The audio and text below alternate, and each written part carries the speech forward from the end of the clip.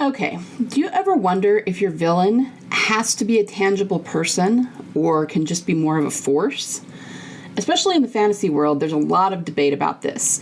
And this is something my critique group and I recently discussed, and I literally went, and there's my next podcast. So what do you think? If you write villains at all, then keep listening because you might hear something interesting here. Stay tuned. Hi there, aspiring fiction author. Welcome to Fiction Author Business School. Do you want to write your stories with ease and confidence? Do you find yourself Googling how to write a fiction book or how to write a character arc? Do you want to create a fiction empire, but you can't even finish the story you're currently working on, and you find yourself doubting it will even be good enough? Hi, I'm Liesel. I too have been writing stories since I was just a kid.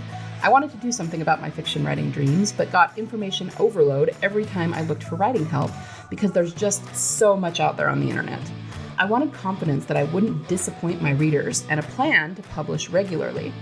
I knew the foundation of any author career, including the marketing aspect, is a stellar and well-written story, but I didn't know how to be sure that my story was solid. I went on a journey to figure out what really makes readers tick and how to incorporate those addictive elements into my story.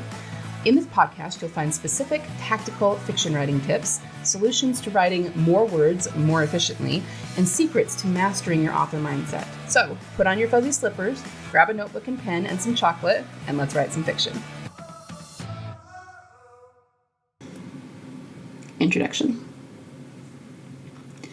Okay, so I remember years ago going to a writing conference and hearing Maxwell Alexander Drake, who is a very successful fantasy author, lecture on villains. Now, I've never read any of Drake's books, but as I said, he's very successful, and I have no doubt that he's a really awesome writer. But I really loved listening to him lecture. You know, he was really funny and really interesting, and I just enjoyed listening to him speak a lot. But one thing he has a real pet peeve about is that your villain should be a tangible, sentient being who plays a big part in the story. Now, some of you might be thinking, well, duh, why wouldn't the villain be that, right? Maybe it seems obvious. Well, especially in fantasy, the villain sometimes can be kind of nebulous, okay? They can be more of a force rather than an actual person. Drake even had some really negative things to say about Sauron. He calls him the big, stupid, ugly red eye rather than a person. His words, not mine. But truly, that didn't ever bother me, right? And Drake had a lot to say hate-wise about Robert Jordan's Wheel of Time, because in that series, the biggest baddie of them all, the Dark One, is pretty nebulous that way. And, you know, if you haven't heard me say this before, The Wheel of Time is pretty much my favorite series of all time. So you can see why I might immediately rebel against this idea. You know, I remember listening to him and I was kind of laughing at his jokes. And even though I enjoyed his lecture, I was kind of thinking in my head, nah, dude, you're crazy. You know, I don't agree with that. But as time went on, and as I got more into the psychology and the energetics of writing, I didn't want to just rebel against that idea because one of my favorite series has it. You know, I wanted to know why it didn't bother me, right? Because truly, having a nebulous bad guy in more than one of my favorite fantasy series of all time never bothered me. That was never an issue for me, but I didn't really know why. I just knew that it didn't, right? So, is having a very physical, tangible, sentient bad guy probably better for your story, especially in terms of readers being able to really latch on to them? Yeah, probably. Okay, I'm not disagreeing that having a very tangible villain is probably the best route in most cases. But if that's the case, then why was I perfectly okay with stories that didn't have that? Trust me, it's not because I couldn't figure out who the villain was, or I couldn't latch onto them. I mean, that definitely wasn't the case in those stories. But that's exactly my point, and the answer to my question about why it didn't bother me. See, most people, including Mr. Drake, who I have nothing but the utmost respect for, are assuming, via that argument, that any character, not just the villain, but any character, though this does tend to happen specifically with villains rather than protagonists, but they assume that, say, a villain's tangibility is what makes him a villain, what makes him memorable, and maybe even what defines their function in the story. And I'm here to tell you that's actually not the case. think about it this way. I'm going to use one of my famous baking analogies here. I don't remember if I've told this story specifically on the podcast before, but when I was really young, I was learning to bake. So I was probably like 8 or 9. And I actually knew my way around a cookbook by then because I did a lot of baking growing up. But I was still learning, and I would still kind of screw up the recipe sometimes just because I was still learning. And I was making chocolate chip cookies, and I was basically done. I had put in all the ingredients and done everything I was supposed to do, and I could tell there was something wrong with the dough. It was not coming together the way cookie dough should. It was very crumbly. So my mom came in and started, ticking off ingredients on her hands. Did you put in the butter? Did you put in the flour? Did you put in the sugar?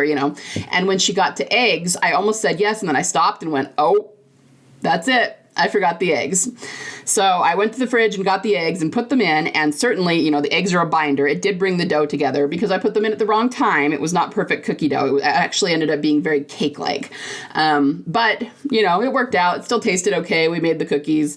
We had lots of kids growing up. So trust me, cookies got eaten if they tasted good. It didn't really matter what the consistency was. But why am I telling you that?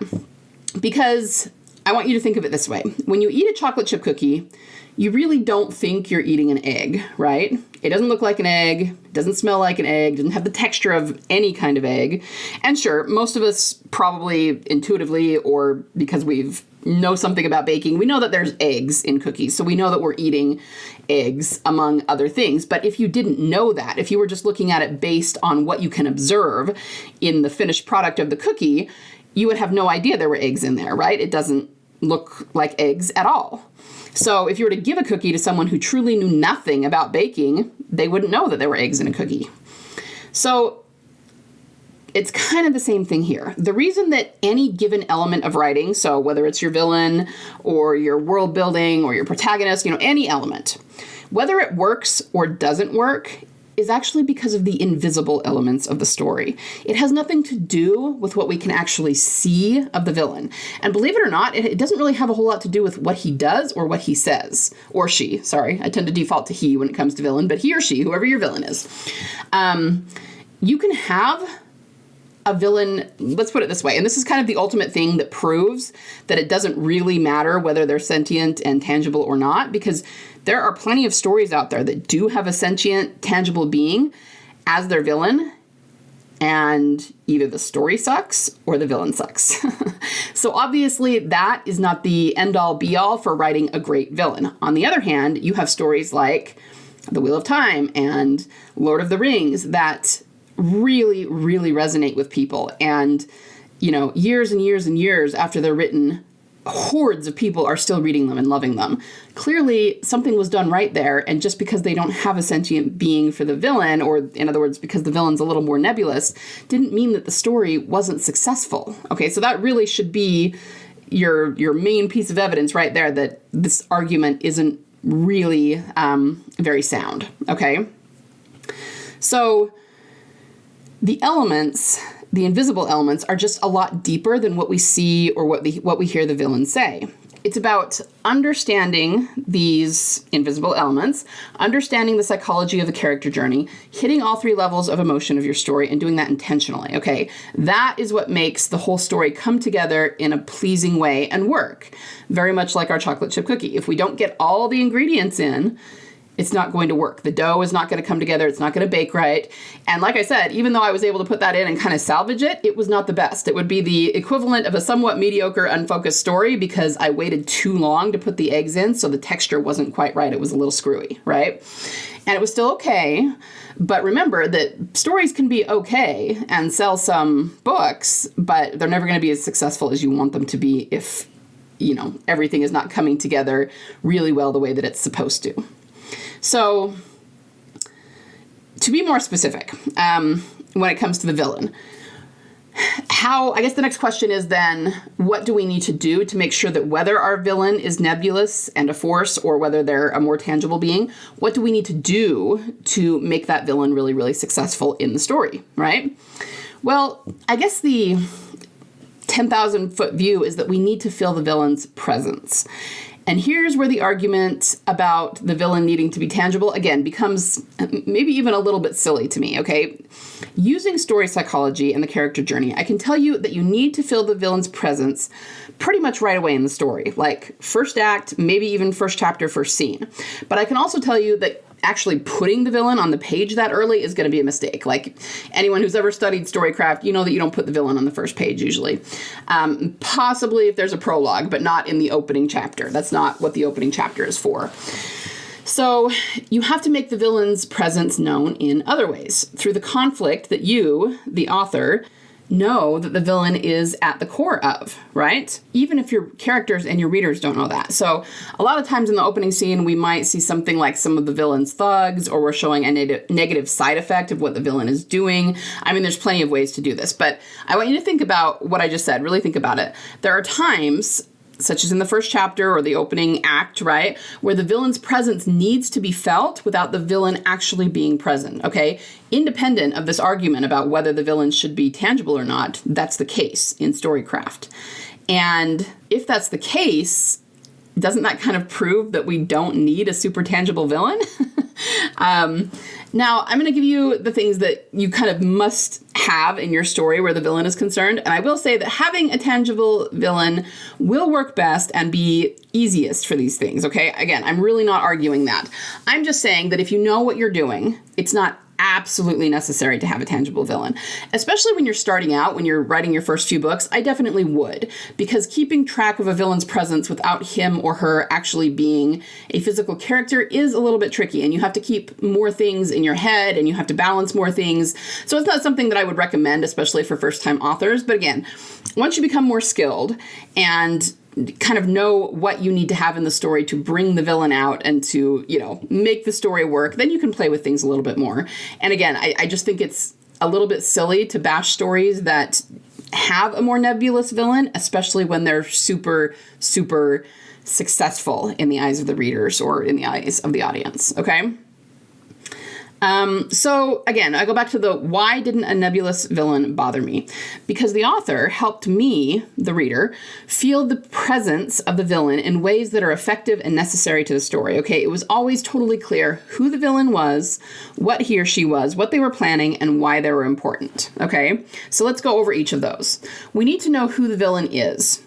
That much should be clear and obvious. You need to have an opposing force to your protagonist, whether it's a person or a force, right, in your story. So clearly, we need to know who the antagonistic person or force is.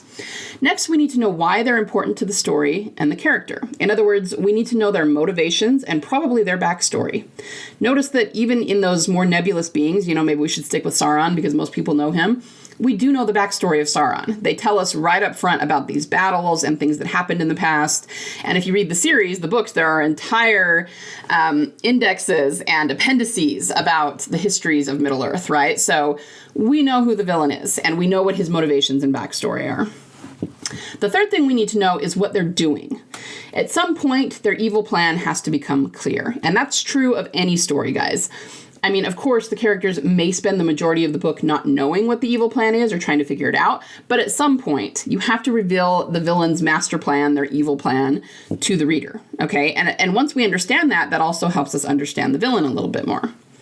And finally, we have to know what he is. In other words, what form he or she takes. There must be a physical representation of some kind. It doesn't have to be the actual villain, but something that the characters can observe with their five senses. So this can be in the form of a minion of the villain. I'll give you some examples in just a minute. A result or byproduct of them directly, or a result of something they have done or are doing. So you might say, if there needs to be a physical representation, doesn't it follow that the villain should be physical? Yes and no. I mean, I suppose you could argue that. It really just depends on how you want to look at it. Let's look at 3 examples, and then you'll kind of understand what I mean in terms of a physical representation. So, I mean, again, the most obvious example that I think people are familiar with is Lord of the Rings. Even though we don't really see Sauron all that much as a person, we have orcs, we have goblins, we have people who are doing his bidding. So there are physical representations of him and his plan, even though we don't actually see him. And I think it's important for you to have something for the characters to focus on that is more physical, again, that they can observe with their five senses. So if you want to argue that, yes, maybe the villain does need to be physical because obviously the characters need this physical representation to focus on, okay, I understand that argument. But again, I'm just making this argument against people who say the villain is stupid because he's nebulous. In these stories, like Lord of the Rings, the villain is pretty nebulous, but that doesn't make the story not work, right? The author has just gone about it a different way. And it's actually very similar with The Wheel of Time. That was the second example I was going to use. In that case, the villain, or at least the overarching villain, is probably more nebulous than Sauron is, all right? But we still see people speaking with him. And there are so many villains, like smaller villains, bigger villains, sub-villains, villains for each and every character that they're up against, that we never, and there's more to my point of the things that I said you needed, they are all connected to the bigger villain through this massive overarching plan. So again, it doesn't keep the story from working that we don't have a really physical representation of the arch villain, right? It works really well, actually. Another example that my friend McKellar reminded me of is The Neverending Story. That's a movie I grew up watching. In fact, it's one of about 3 or 4 reasons I think that I love fantasy. In that, if you've ever seen it, it's an old movie from the 80s. You watch it now, it's kind of cheesy, but still a really good story. It's just 80s acting and 80s, if you can call it CGI. It's really not CGI, 80s special effects, you know. Anyway, the villain in that is literally called the Nothing, and it's a force, almost like a tornado or something. Okay, I will say that there is another villain in the form of a wolf type animal, but it's also true that he's not the overarching villain. So once again, we have the more nebulous villain, and then we have a minion of that villain, which is what the Gamork is. And so we do have the physical representation that the character can focus on, but the arch villain is very nebulous. So you see what I mean? If you want to call it, okay, well then maybe the villain needs to be tangible. I do understand that argument, and okay, it just kind of depends on how you want to look at it and how you want to explain it. But if you want to have a more nebulous villain because that serves your story better, I think you can do that. You just need to make sure that you have all of these things nailed down, as in who the villain is, backstory, motivations, what they're doing, why they're doing it. And then you do have to have some form of physical manifestation in the story that the characters can focus on. Okay. So I hope that, helps you see what I mean. I think that the villains worked very well in each of those 3 stories that I mentioned because we understood what they were doing and what it meant for the characters and the story. Okay. It's not like anyone reads or watches Lord of the Rings and goes, wait, who's Sauron? I mean, of course we know who he is. We know very well who he is, what he's doing, why he's important, because the author has communicated it to us very, very well throughout the story. So I guess that's really my underlying point. If you can communicate those things about the villain, it doesn't really matter what form he's in. We just need to feel his presence in the story and understand what it means for the protagonist, right? If you can bring those things across successfully, plus communicate maybe through the mood and the ambience of the story that the villain is, evil, not desirable. It just depends on what kind of story you're writing. It's not going to matter how tangible or how nebulous he is. His or her presence and influence will still be felt in the story in a way that helps the reader understand the story and experience the story. Okay, they need to experience the villain, the way that it feels, right? The emotions that the villain makes the protagonist feel, the reader needs to experience those. And my argument here is that the villain doesn't have to be super tangible for that to happen. They're going to feel the villain as they read the story more than anything else anyway. They're going to feel his presence, his evil plan, the things that he makes the protagonist feel, assuming that you have that all nailed down in your story. And let's face it, guys, these 3 examples that I gave you, they're 3 uber successful stories. So authors and academia can wax as philosophical as we want about what is and isn't correct in fiction.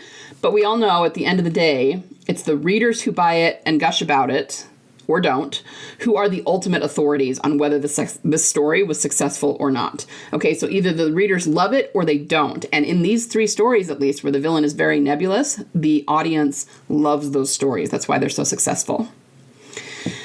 But the other real reason that an intangible villain can work is because the invisible elements are often more powerful than the tangible elements. Tangible elements can lie, they can be misleading, they can be downright deceptive, but feelings and energies can't be. They're always truthful. And in a lot of ways, an intangible villain is almost easier to feel than a tangible one. Sometimes. It just depends on, how you're writing it and everything. So look, in terms of the invisible elements, whether you're religious or not, spiritual or not, woo-woo or not, we all know that there are forces out there we can feel that we can't quantify with our five senses. For example, emotion, right? We feel those, but we can't see them or touch them or hear them, right? And that, more than anything else, is what we're trying to help our readers feel through our stories, is the emotions. We get their attention, we build emotion through our story, and then we give them a catharsis or a release near the end. So I guess if you want to distill everything I've said here down into a nutshell, it's that if the reader feels the emotions of the story, and you have to have an effective villain or antagonist in order to do that, otherwise you do not have an effective story, they will not feel the emotion of it, then it doesn't really matter what form the villain takes. The reader still feels and understands them. So remember back at the beginning, I said it didn't bug me that these villains in these stories were kind of nebulous and I didn't know why. It's because I could still feel the emotion of the story. It was still a very effective story. And, I'm just saying, define an effective story. It's one that makes us feel the emotion, right? So it's not about how tangible or how nebulous your villain is. It's not about whether it's a he or she, whether it's a human or some other creature. It's about whether the villain is effective in the story at bringing the emotion across. Okay.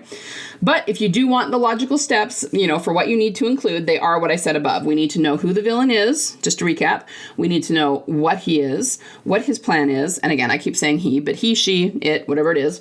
And we need to know why he or she is important to the story and the characters. Okay. We need to feel their ambiance through the story. We need to feel the emotion of what they're doing to the main character. And if you can do that, I'm going to argue that you can have as nebulous a villain as you want, and your readers will still love you for it. Okay? That is what I have for you guys today. Just something to chew on and think about your villain a little bit. Thanks so much for listening. Oh, if you haven't yet, remember to join my Facebook group. I will put the link in the show notes. I just recently put a post in there that I'm going to pin to the top that is a poll about what training you guys would like. I'm going to do probably a workshop sometime in the next few weeks. And if you want to get in on the poll and vote for what you would like me to teach on, make sure and get in there and vote because I'm only going to leave the voting open for another few days, okay? Go out there and craft those crafty villains. And if you can bring them across effectively, your readers will always love them. All right? We'll talk soon. Bye. Thanks so much for listening today. Before you go, would you be willing to do me a solid? If you found any value at all in this episode today, would you be willing to share it with other authors just like you in the hopes that they might find some value in it as well? Happy story crafting this week. Remember, only you can bring the world the unique story that you are trying to tell. Only you can succeed in your own unique way in getting it out of your mind and your heart and into a medium where it can reach thousands, if not millions, of salivating readers. You don't have to worry about failure because there is always a market for awesome.